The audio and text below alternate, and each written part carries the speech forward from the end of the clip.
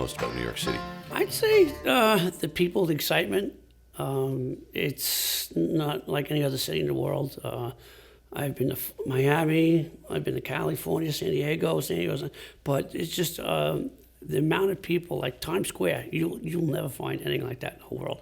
You walk through at 12 midnight, the whole place is lit up. The excitement, the rush of just, it's a lot of excitement there, it really is. Things move a mile a minute, crazy. Where'd you grow up? Grew up in Queens, born in Brooklyn, Flushing. Nice little suburban area right outside, maybe about half an hour away from Manhattan. It was a nice area. Then moved out to Long Island. Love it on the water. It's nothing like it. You wake up every morning, sun's coming out. Yeah. You're fishing, diving, so I like Long Island though. What was it like growing up in Queens? Queens, it was sedate. I guess it was, my father used to take me out to Long Island fishing once in a while, but Queens was, we went to the parks, we played baseball, played soccer. You didn't see a lot of wooded area. I love to go camping. My father joined me and my brother in the Scouts. We were younger, we were 12 years old. We got to go out to the suburban areas, out to woods upstate. And I love the outdoors. I love it.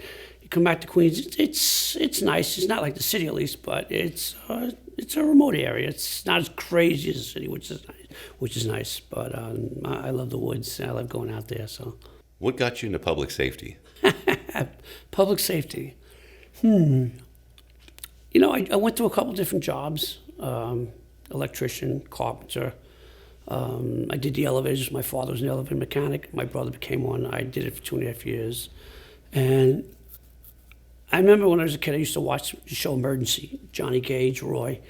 And I said, God, that'd be really cool, something to do that. Like, watch them saving human life, come down the side of a building. It just action-packed. And I turned around and said, all right, I'd like to try that. And the turn came around. My cousin was an EMT. And I said, let me get my EMT. So I got my EMT, and a couple months later, EMS called me and said, we have hiring if you want to come in. I said, yeah, great.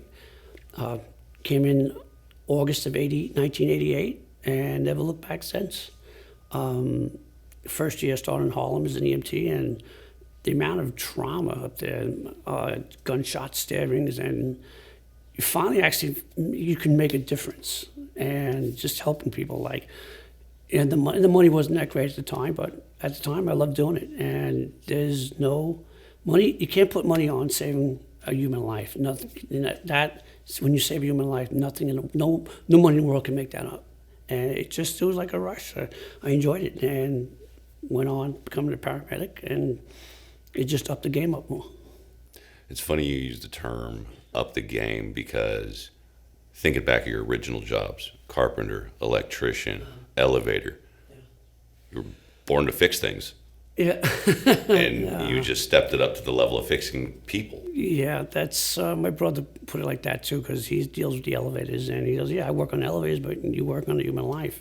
And you make a mistake with an elevator, you get a new part, you make a mistake on a human life, it puts a little pressure on you.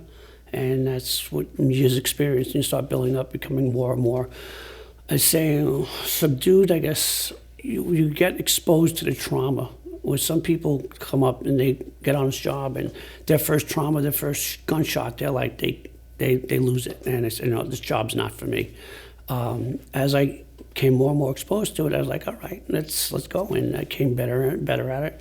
And I just got more experience, and it was a challenge for me. You say, give me this, give me what you got, let's go. And I enjoy it, even to this day. 33 years later, it goes by like that. So, the stakes are so high, and I've always been a little curious, and I think you might have done a pretty decent job explaining.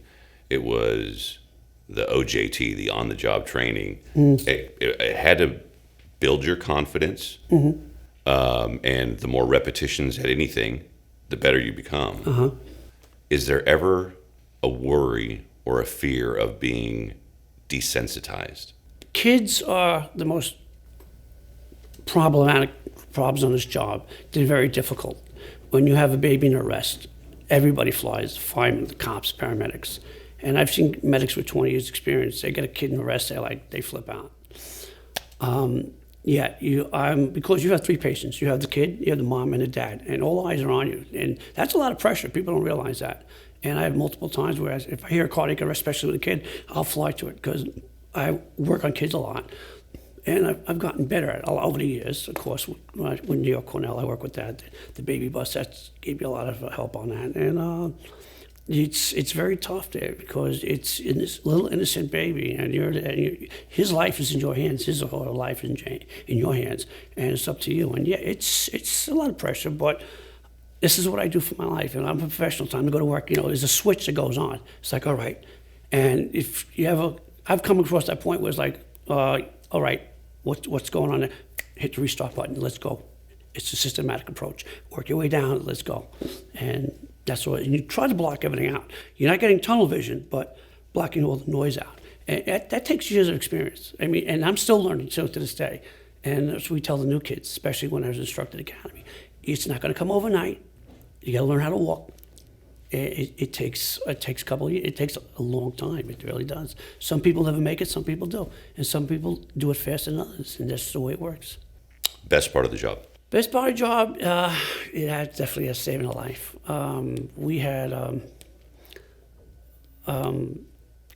can't say the name, but we had about 2 years ago, we had a breech delivery. And if we would have just transported this baby, the baby would have been dead. We stayed on the scene, we performed what we had to do. I'm not going to go into details, but, and we turned around, I came back, and the doctors, all the doctors at the hospital said, if you guys would have just transported, the baby would have been dead. You saved the baby's life. And we went up there the very next day to see the mom and the baby, and this beautiful 6-pound girl, red hair, blue eyes, and it was like, hey, you know what? You say that's a real save, and that's I said, no one in the world can make that up. That was a great feeling. That keeps you going for a while. I mean, you'll have your jobs where it's like, yeah, the same old intox or just BS, and finally you get a job, you really make a difference, and that's what keeps you going. That's the adrenaline rush, and that's the best part of the job, saving a human life. Like I said, nothing can touch that. Yeah, I've had the chance to speak with a lot of public safety professionals, and when you see them talk about it, the save, eyes light up, and it always pops in my head. It's like, that person is addicted to doing what they do. Is that a fair statement? It is addiction. That's the drug. Yeah. Do you remember your first save? Yes, I do. I was in Harlem. We had a person at the bank. I was an EMT at the time, and the medics came in, and we were doing CPR, and they gave the third round of drugs. They shocked him in good CPR, and the guy came back, and I was like, wow, this really works. And that inspired me as I want to become a paramedic, because now I see the guys pushing the drugs, which helped out. And it's addictive. It really is. That's amazing. So, September 11th, 2001. How did your day start? I was off that day. We were doing a rally for Mark Green.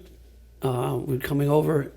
We met in Long Island City in the morning, and we're coming over the bridge, 59th Street Bridge, and it was clear days. And my friend Kenny Davis is looking south. He's talking to me, and all of a sudden, eyes widen up. He goes, "Holy crap!" And I turn around, and we saw the explosion from the bridge, 59th Street Bridge, and we're like, holy crap, what happened? And we had the radios on, and what we were getting was this small Cessna plane went to the building. It's all right. So we get down to Mark Green's office, watch the second plane on TV go into the building, Rally's office, terrorist attack. I ran down to my station, Bellevue, hopped on a rig, drove down there, coming down by Canal and Broadway, and we're hearing all this chat on the radio, Mayday, Mayday, and all of a sudden all the smoke starts coming up Broadway, and we're like, what the hell just happened? It was so much smoke, we didn't know the building came down at the time.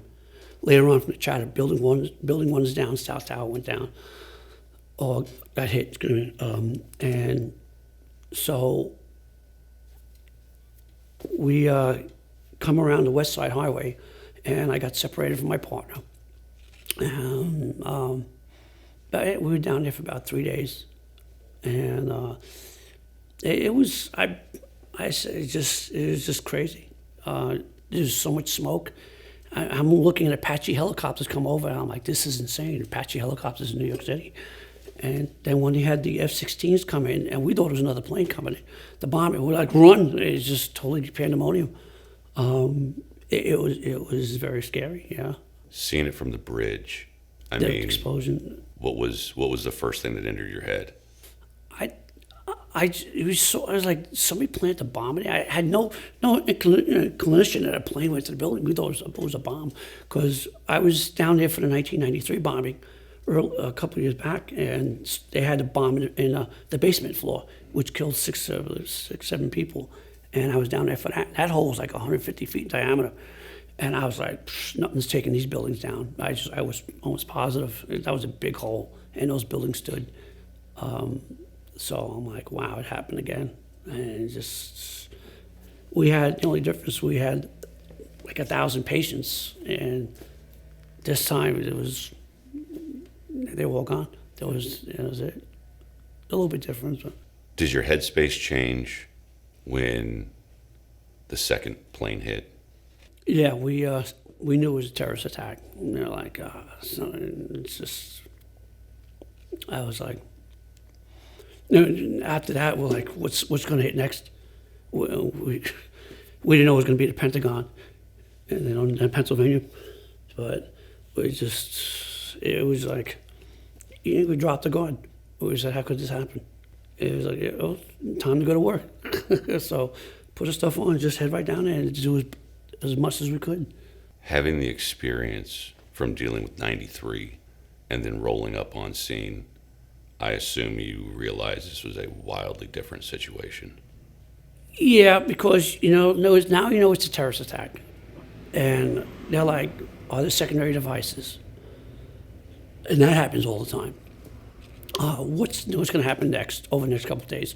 The bridge is going to blow up the bridges, are going to blow up the tunnels, and there's been multiple tries on that. So we know, and you always have to be vigilant. And it's not a matter. It's like if it's going to happen, it's like when it's going to happen, and it's going to come like that. It's on people. They drop their guard, and that's when that occurs. Your mind is up there. You're like, well, yeah, it's a scare. Let me tell you, we were on ends. We were like, everybody on high alert, knowing the slightest thing. I mean, is that guy carrying a knapsack? Is a bomb?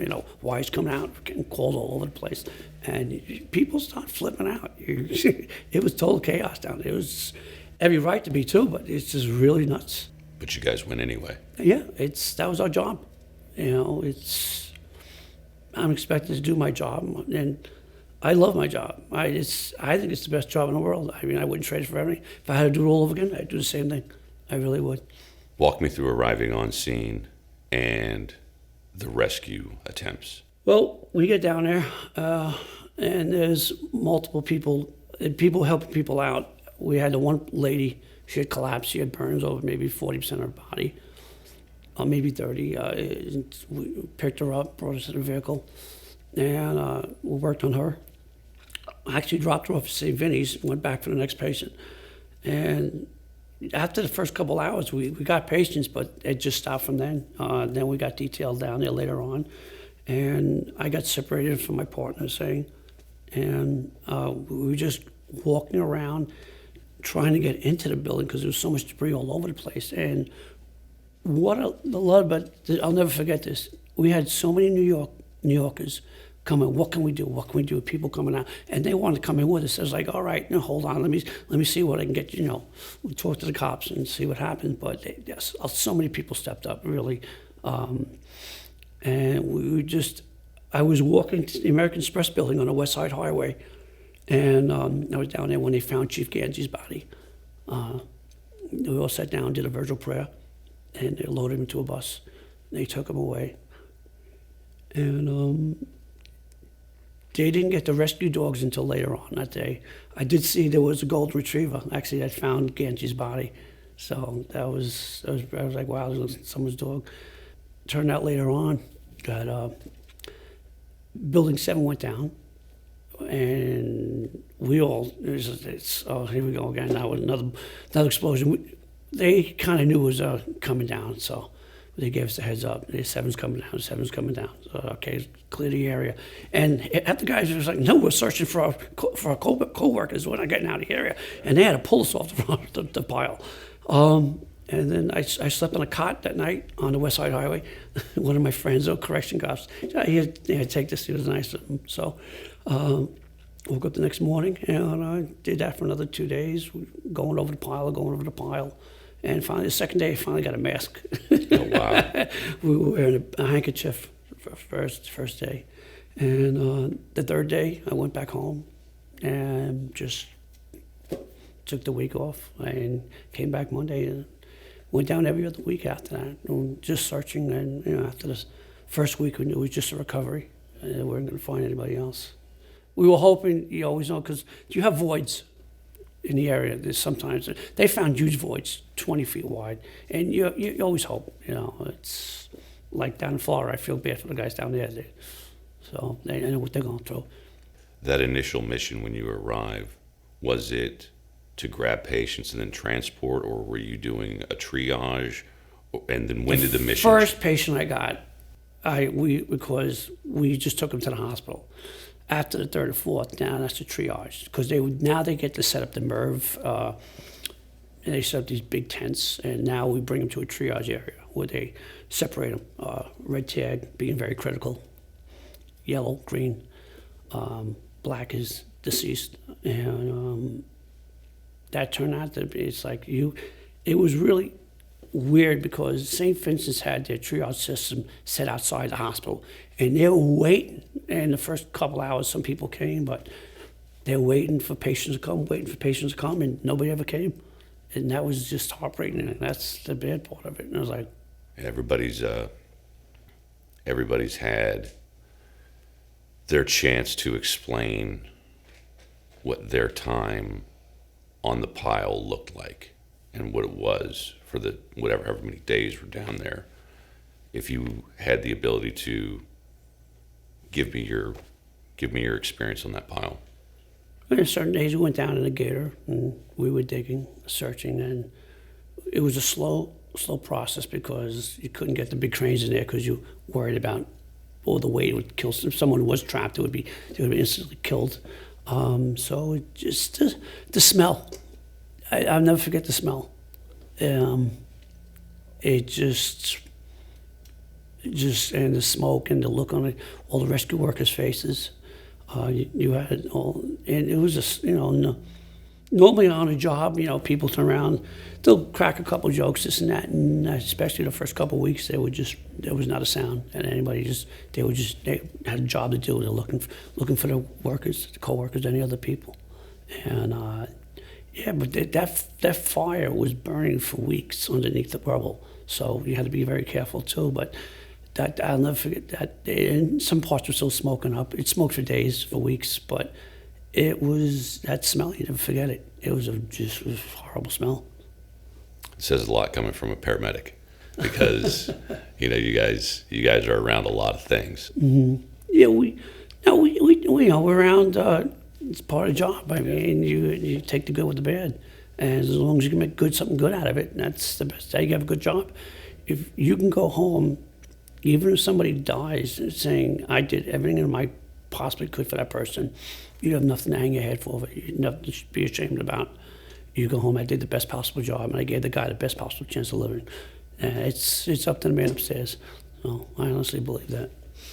We've had a lot of people say that they would never wish another September 11th, ever. But September 12th could be, just with the public coming together. What was your experience like with the public? I know you were there for a few days, but what was your experience like after? Did you notice any change? Yeah, we, in our job sometimes, a lot of people that come up to us and thank us a lot. Weird people come up to us. You get crazy people and they'll spit in our faces, curse us out.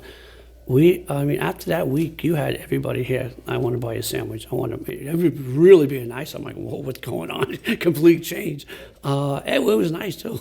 Well, last, but no, it was everybody was really. I mean, really, crime stopped. There was no more robberies. It just everybody was worried about. Wow, let's chip in, and that was really. I mean, a lot of good came out of that. I was 6 months before 9/11. It was down in Arizona, Scottsdale. I was thinking about relocating, paramedic, firefighter, and I walked in, all these guys, hey, what's up? I'm 5'11", these guys are 6'2", 6'3". I'm the runt of the litter, and like just good friends with them. A week later, 2 weeks later, the guy, hey, Joe, turn around. All the guys from Scottsdale, Arizona, firefighters, they drove all the way from Arizona to help out. And I was like, wow, just a lot of, we had people come from Ohio, Florida, every state name possible. It was really, it was like, wow. That was really nice, you guys. And, I said a lot of good did come out of that. So my last question for you, being that this is 20 years ago, there are people out there who were not alive when September 11th occurred. What would you tell them about the men and women in uniform that day? These people, the men in uniform, God bless them for what they do. This is a calling. You either do this job or you don't. You got to love this job to do it. I mean, I don't do it for the pay. That's sure. I mean, I make up the pay with the overtime, but I enjoy it. It's a calling. It takes a special person to deal with death in life every single day. It really does. There's a lot of people who do it. They lose it. They quit their jobs and say, I can't do this after a year or two. But when they put under pressure, you switch the cap around, time to go to work, let's go. And you need that mentality to do this job. You really do. Otherwise, you're not going to survive in it. You're really not. I mean, it messes with your mind sometimes. As long as you keep the concept that I'm going in to do the best possible job, as long as I did the best possible job, I have nothing to be ashamed of. I have nothing to hang my head over. Yeah, you'll get bad days, like, all right, it happens, but as long as you do the best job you can, that's fine, and that's what we're trained to do. Experience takes over a couple of years after you get more experience of seeing it, the gunshots, the stabbings, the mass casualties. TW flight went down to Rockaways a couple months later. They thought it was a terrorist. That was one of probably my worst jobs, where we tagged 260 bodies in one night. We had 100 bodies in body bags within an hour. We were like, whoa, time out, slow it down, because we're filling these bags up on the streets. It was that was horrible. That was a bad job, and that's where I took 2 days off of that one, and say I'm just, thank God it wasn't my family members like that, but I feel bad for the people that did die. You had one person that survived 9/11 just to die in that flight, and there's bad things happen in the world, and you deal with it. It makes you stronger, and so I can say, not that I see just our triage system. We after something like that with that many people, we went on a better triage system. Right, if this ever happened, you call it a zebra, over 1,000 patients. We have to learn how to set up different triages for different hospitals, where you're going to dedicate maybe the 2 low hospitals for critical patients, bring them, and then the next we'll have to work with Elmhurst and Queens, the Bronx, Jacoby. You just have to designate different areas for different people. And they'll bring in everybody from different counties too, from Jersey, from upstate. That many people, yeah, you definitely need it. And when 2001 hit, we had up line at least a mile up the West Side Highway. We had ambulances from Jersey, from upstate New York, from Staten Island, from Long Island. It's just, you didn't know where to put them. That's how many ambulances we had. So it got better, yeah. We learn from our mistakes. We always do. We hopefully try to make it a better place and a better system. It definitely is. It's gotten a lot better, especially communications, because communications that day, they were horrible. The repeater systems now, they work a lot better. New radios. A lot of stuff has progressed to make it a better place to work, better equipment, better functionality, better functions and everything else. So. It was more chaos. A lot of people just pulled up and just tried to work on people. What you have to do is set up a system, like I said, triage. So you had commanders on the radio, everybody on the south sector, merge with this area, west and Vesey, or we're trying to get everybody together. And if you go in and say, all right, I got a person down, I need a backup, I need a skeds or a stretcher over, you need a sked because you couldn't get anybody through it because there's so much debris all over the place. It's like walking over mountains. And the stuff was hot, it was sharp, and it was dangerous, rocks all over the place. And dusty, you couldn't see it. The dust didn't settle for hours. So even the rescue workers, they were coming out, coughing up stuff, and they were getting hurt. And it was total chaos. It really was.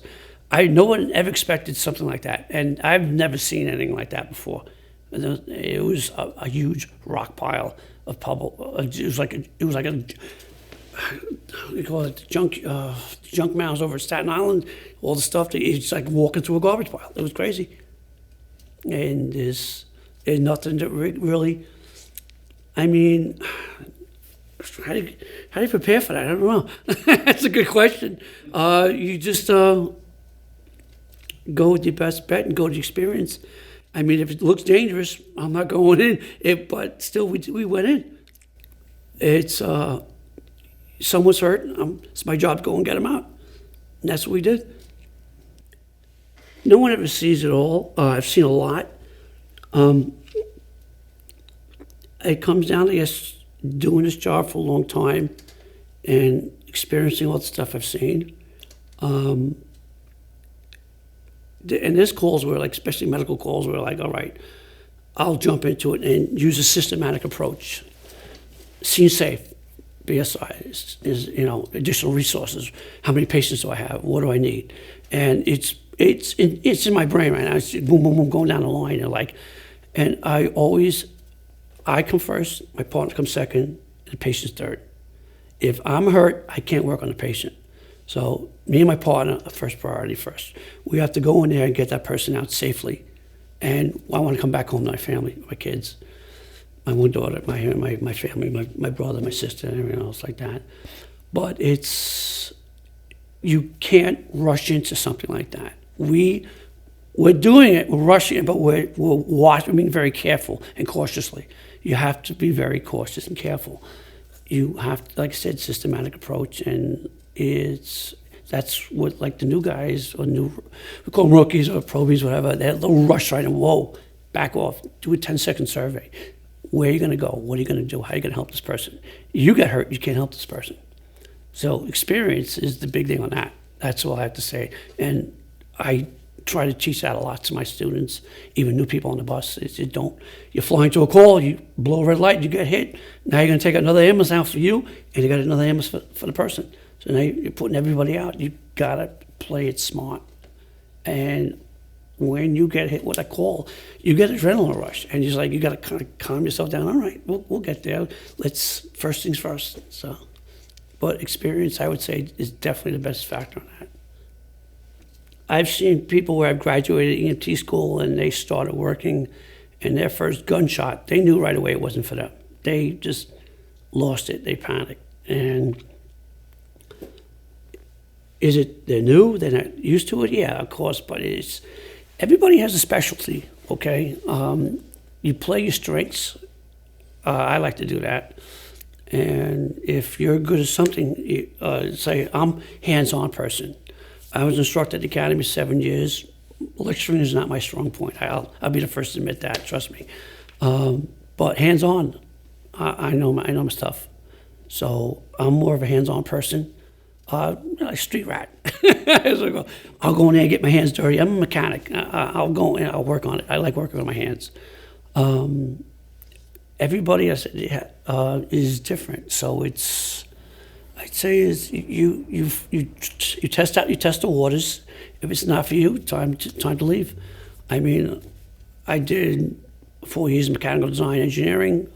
It was okay. I didn't like it. the elevators, the electricians, I still play around with my brother with that. I enjoy it. But I got into this. I love doing this, so it seemed the right move for me to go. And I said I never look back. I love it.